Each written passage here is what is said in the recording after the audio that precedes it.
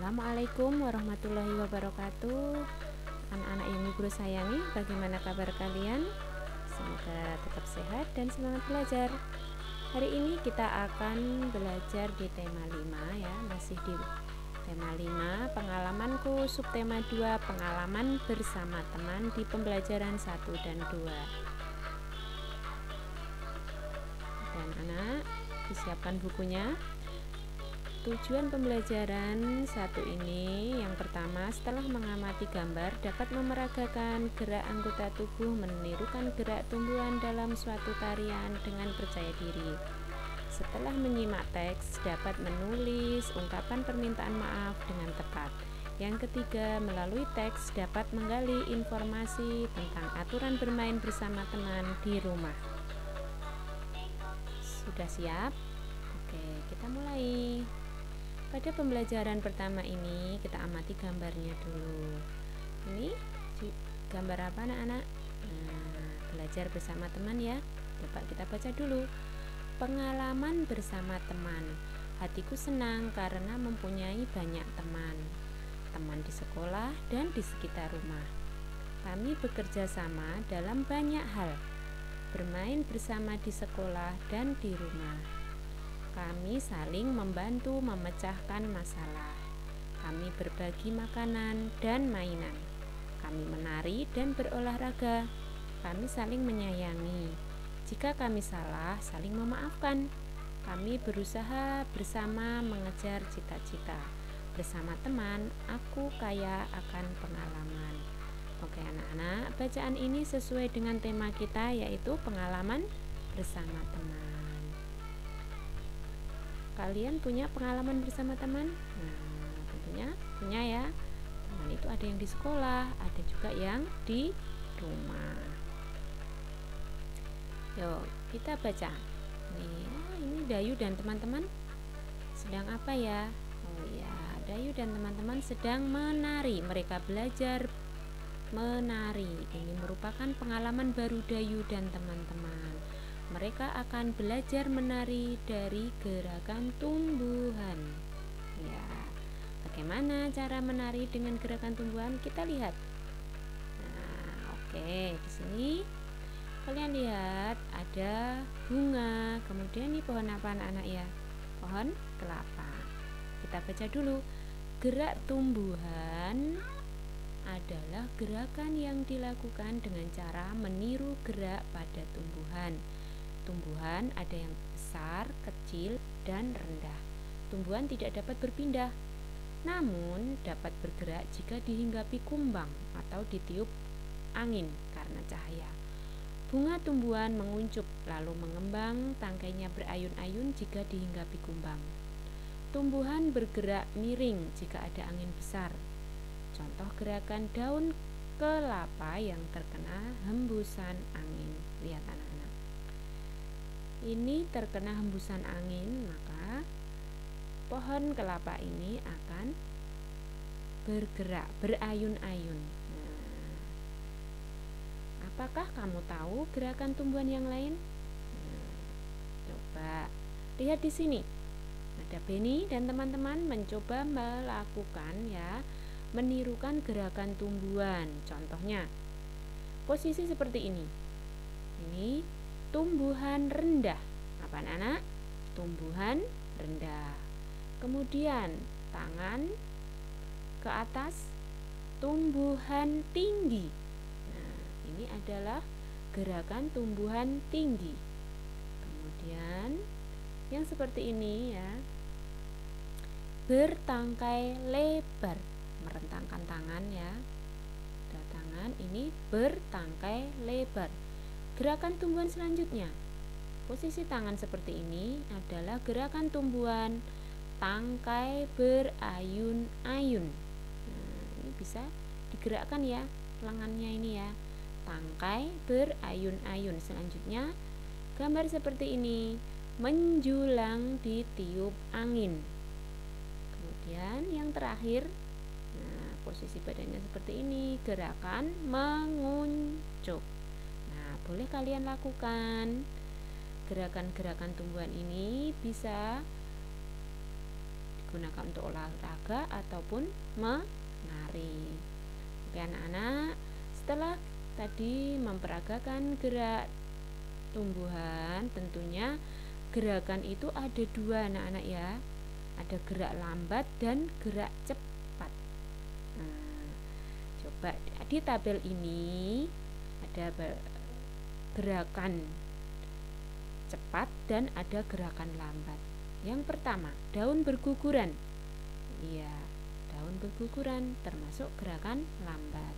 Burung terbang, gerak cepat. Kucing berlari, gerak cepat. Pohon ditiup angin, spoi-spoi, lambat.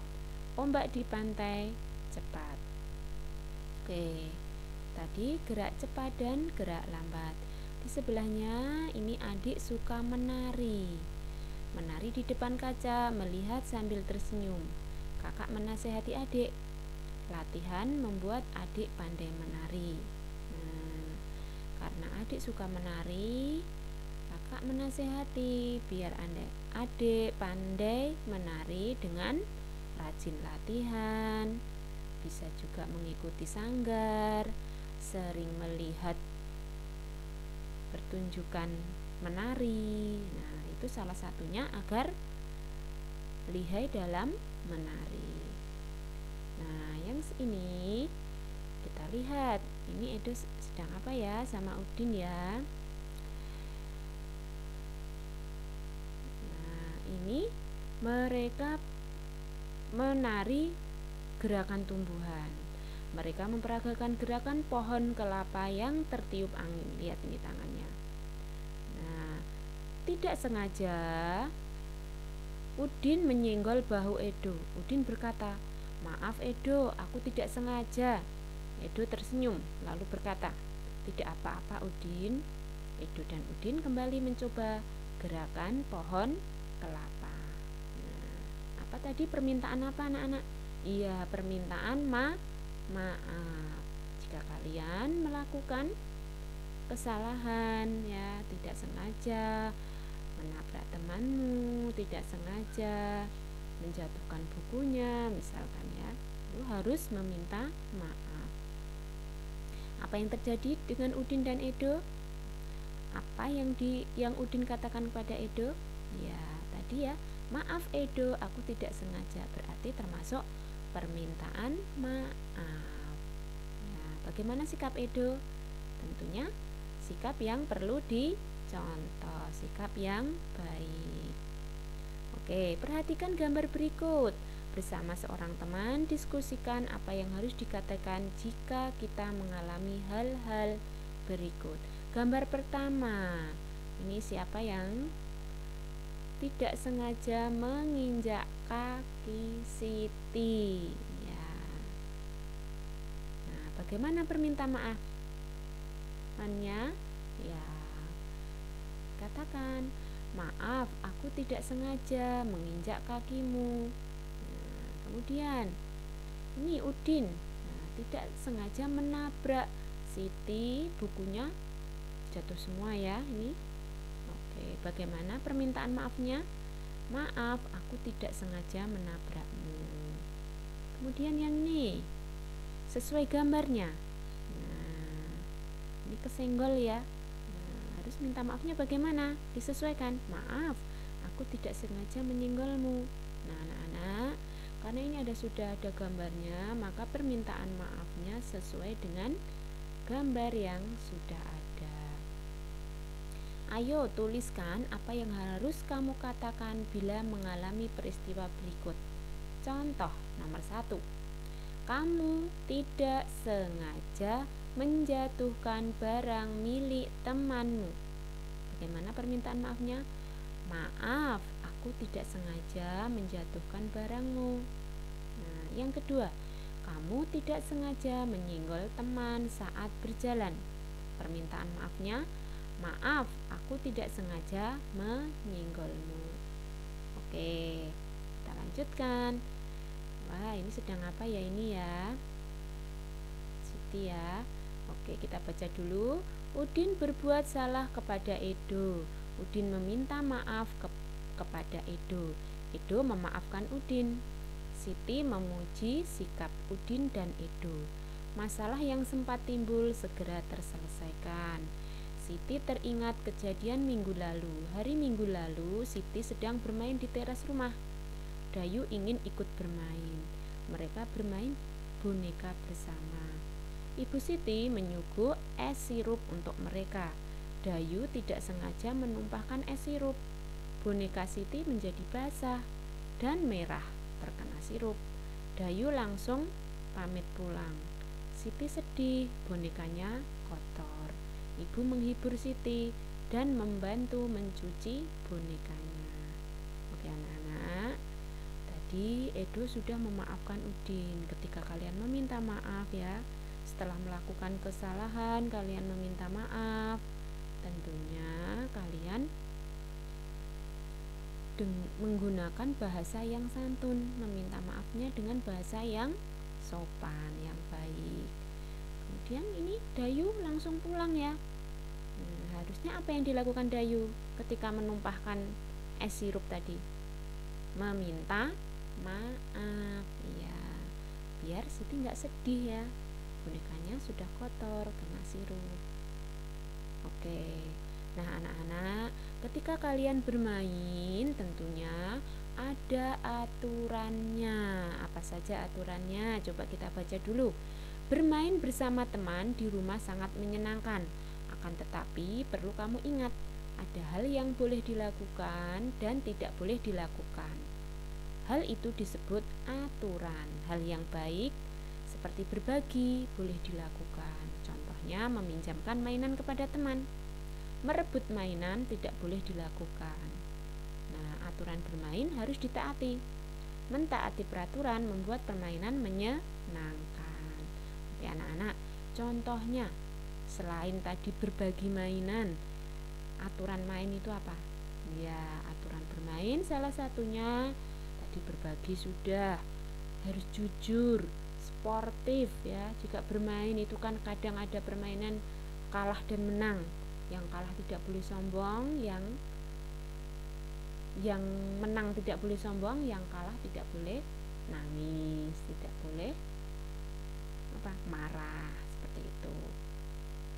Kemudian yang tidak boleh dilakukan ketika bermain merebut mainan. Tuh. Kemudian kalian beri checklist ini, ada gambar kegiatan yang dilakukan di rumah yang berkaitan dengan aturan bermain. Mengerjakan PR sendirian termasuk tidak? Nah, kalau termasuk kalian centang. Bertamu ke rumah teman termasuk aturan bermain.